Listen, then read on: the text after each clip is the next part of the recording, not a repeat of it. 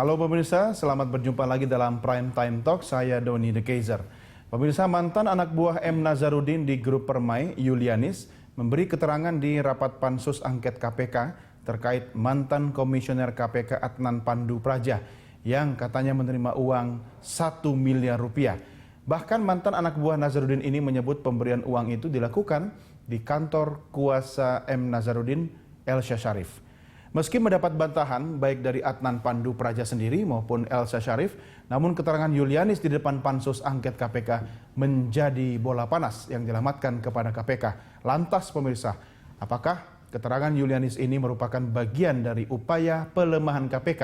Atau mungkin memang benar adanya pemberian uang itu? Kita akan membahasnya dalam dialog Prime Time Talk dengan tema Di Balik Nyanyian Yulianis. Bersama saya Doni The Kaiser, telah hadir narasumber kami di studio Berita 1 News Channel, Emerson Yunto, yang merupakan peneliti dan pegiat anti korupsi dari ICW. Dan nanti kita juga akan bergabung dengan gedung KPK. Di sana ada juru bicara KPK, Febri Diansah, yang akan berdiskusi dengan kita. Mas Econ, terima kasih bergabung bersama kami. Ya, belum ditanya sudah batuk-batuk. Kenapa? Batuk karena kita juga miris ya dengan beberapa proses di Pansus Hak Angket KPK gitu ya, yang kelihatannya memang pembacaan kita settingannya tuh ya mereka akan mencocok logikan asumsi-asumsi mereka bahwa KPK itu bermasalah mulai dari proses penyelidikan. Jadi nyari-nyari nih ceritanya. Kelihatannya sih nampaknya begitu ya. Judulnya kan Nyanyian Yulianis. Bisa tanda petik ini. Anda sendiri melihat Yulianis ini memang bernyanyi untuk membeberkan fakta atau bernyanyi untuk maksud-maksud yang... Ya itu yang kita belum tahu. Barangkali Yulianis ingin menyampaikan informasi yang diterima. Tapi kan misalnya kayak Pandu sendiri menyatakan bahwa yang dikatakan oleh Yulianis itu kan katanya. Artinya jadi dia mendapatkan informasi itu tidak secara langsung. Jadi dia mendapat informasi Adnan ke Elsa Sharif, kemudian ada permintaan uang 1 miliar dan bukan sumber informasi yang utama. Betul, dia melihat langsung ada pertemuan itu dan kemudian membicarakan uang itu tidak kelihatan juga kan.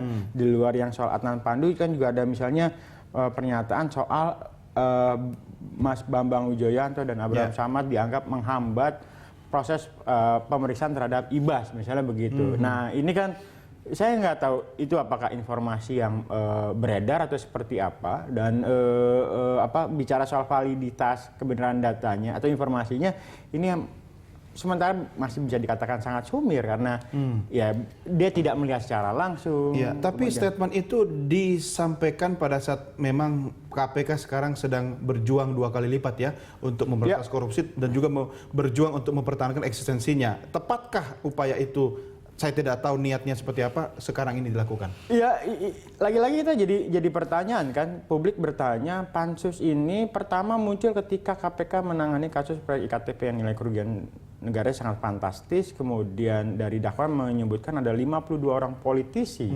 yang kecipratan proyek IKTP.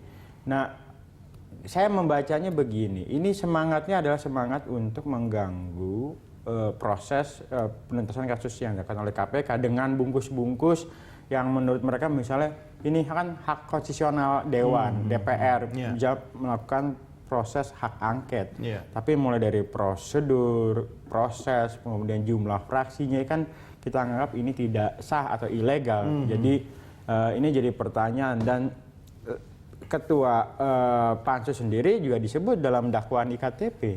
Jadi semangat katanya ingin memperbaiki KPK, memperkuat KPK, kok saya nggak melihat ke arah sana. Jadi semangatnya adalah ini Pansus ini adalah Pansus pelemahan KPK, bukan Pansus hak angket KPK. Jadi kalau tadi payungnya adalah Pansus pelemahan KPK atau memang dibalik itu ada kasus IKTP, apa yang dinyanyikan Yulianis ini ada kaitannya dengan lagu itu sebenarnya? Ya, jadi saya begini, barangkali misalnya teman-teman di Pansus itu menginventarisir kira-kira siapa pihak-pihak yang dianggap memperkuat asumsi-asumsi kita. Memang biasanya dibuat DIM kan, daftar inventaris masalah kan? Iya, jadi kan misalnya begini. Ini juga bagian dari yang inventarisir ya. Ketika misalnya ada pemanggilan terhadap Yusril Ijahmahendra sebagai ahli hukum tata negara, itu kan jadi pertanyaan, kok hanya Yusril? Kemudian karena disahkan banyak pihak, kemudian Pak Mahfud MD juga akhirnya datang dan kemudian memberikan penjelasan kepada Pansus, anggota Pansus. Nah, saya ya lagi-lagi tadi jadi sebenarnya begini, sebelum pansus ini bekerja sampai saat ini, kita sendiri sudah bisa melihat kesimpulannya akan diambil oleh pansus dan kemudian rekomendasinya. Ujung dari pansus ini adalah KPK itu bobrok, kemudian juga KPK bermasalah, harus dibenahi dan sebagainya. Ada banyak persoalan, bahkan mungkin nanti bahasanya mungkin ada mafia di KPK. Nah, rekomendasinya arahnya ke situ Anda melihatnya. Saya melihatnya ke sana. Orang-orang yang diajak ke dalam rapat pansus itu adalah orang-orang yang akhirnya memberikan keterangan mendukung niat angket. Betul, mendukung niat angket. Bayangkan misalnya pas kita diskusi dengan Pak Mahfud MD, kemudian Mahfud ceritakan waktu di DPR, dia bilang ketika ada perdebatan itu ada anggota dewan yang bilang ya mungkin ada dua pendapat soal ini, tapi saya pegang Pak Yusril. Artinya apa? Sudah sedari awal dia ada settingan gitu ya kepada. Oke lah, katakanlah itu agenda setting ya. Tapi kan kita harus tahu juga bahwa Yulianis ini kan merupakan stafnya Nazarudin kan, M Nazarudin. Yang banyak hal yang terbongkar karena nyanyian Nazarudin juga. Betul, Nazarudin kan kasusnya banyak betul. Waktu saya masih ingat betul Pak Busro memberikan statement kasus Nazarudin begitu banyak dan kalau KPK harus tangani semua itu bisa belasan atau puluhan tahun menyelesaikan karena saking banyak proyek yang dipegang. Makanya waktu itu kebijakan dari KPK, sepahaman saya adalah dia membagi itu ke beberapa institusi penegak hukum. Jadi ada kasus Nazarudin yang ditangani oleh kepolisian, ada yang ditangani oleh kejaksaan yang saya menganggap membacanya itu yang kemudian dipersoalkan oleh Yulianis KPK. Nampaknya tidak memberikan perlindungan bagi kawan-kawan Yulianis, makanya dia begitu agak marah dengan KPK. Oke, marahnya Yulianis ini bisa dianggap dia sekarang serang balik begitu ke KPK. Tapi artinya begini, kalau logikanya kita anggap bahwa Yulianis orang dekatnya M Nazarudin, artinya dia kan juga banyak tahu soal dapurnya Nazarudin, aktivitas korporasinya yang akhirnya membawa masalah banyak tadi kan. Jadi kalau kita asumsikan dia bernyanyi, tapi kalau kita anggap nyanyiannya itu berdasarkan pengalaman Nazarudin dan teman-temannya yang tidak dilihat langsung oleh Yulianis misalnya, bisa jadi dong kita asas praduga dulu nih. Ya, kalau yang nyanyian kan sebenarnya bisa 50-50 ya. Artinya bisa benar, bisa enggak. Bisa benar, bisa enggak. Nazarudin berapa kali nyanyi, termasuk juga proyek IKTP juga waktu itu sempat dinyanyikan oleh Nazarudin. Nah, cuman kan dari proses nyanyian kita akan pilih-pilih tuh. Mana yang bisa ditelusuri dengan bukti-bukti yang cukup kuat, mana yang sekedar rumor gitu ya. Nah, ya lagi-lagi tadi tuh peruntungannya adalah ini atau tantangannya di tingkat penyidik. Penyidik mampu apa enggak membawa nyanyian Nazarudin membungkus menjadi satu kasus yang bisa diproses sampai ke pengadilan. Dan gitu ya. soal uang 1 miliar yang kata Yulianis diserahkan kepada Adnan Pandu, itu kalau memang dianggap tidak benar, bisakah mengganggu soal proses yang berlangsung proses politik di parlemen sana untuk hak angket itu? Ya, lagi-lagi tadi karena memang semangat mereka itu ingin mendelegitimasi KPK. Bos, KPK itu bukan sebersih yang Anda bayangkan. Mungkin pernyataan mereka begitu di beberapa kasus. Jadi walaupun tidak benar, yang penting settingannya begitu dulu. Ya, jadi jelekan KPK, lupakan kasus yang lain.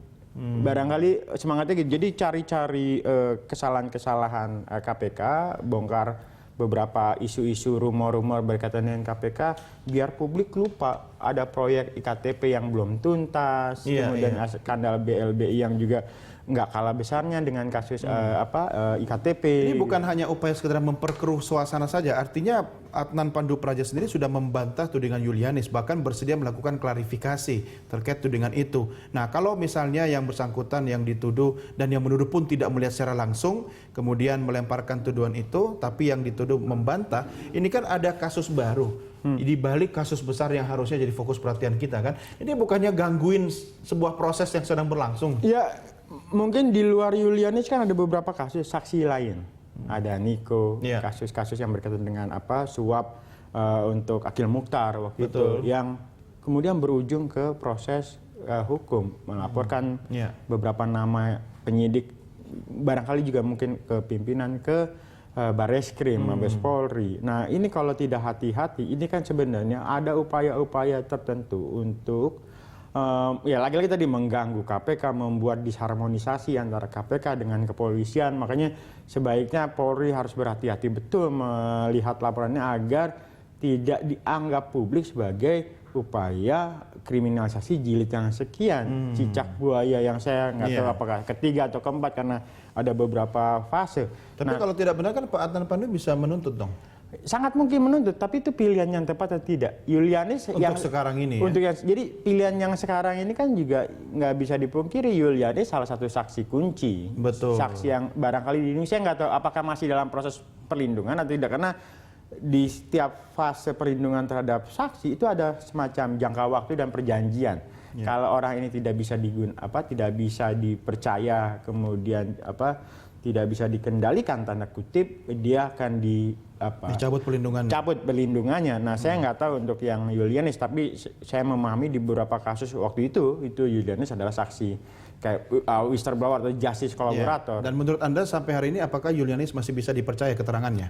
Saya agak ragu karena Kenapa? itu diambil adalah, kalau bahasa hukum ada testimonium de auditu. Jadi informasi yang didapat dari orang lain, bukan informasi yang didapat sendiri langsung, dilihat dan dirasakan langsung. Kalau bahasa milenialnya kabar burung ya. Iya, kabar burungnya siapa juga nggak ngerti gitu kan. Betul. Dan ini kan kalau namanya informasi, bisa informasi benar atau informasi yang keliru gitu. Tapi jangan lupa itu kan disampaikan di depan forum di parlemen, bukan di pengadilan. Ya, jadi mungkin dampak hukumnya tidak seperti yang mungkin tadi sudah paham soal itu ya. Mungkin cuman kan pertanyaannya apakah itu hanya itu berlaku juga buat Julianis atau juga anggota DPR, karena Nah, itu dijawab di segmen berikutnya Mas Ecur. Kita break dulu. Pemirsa, kami segera kembali sesaat lagi, tetap bersama kami Prime Time.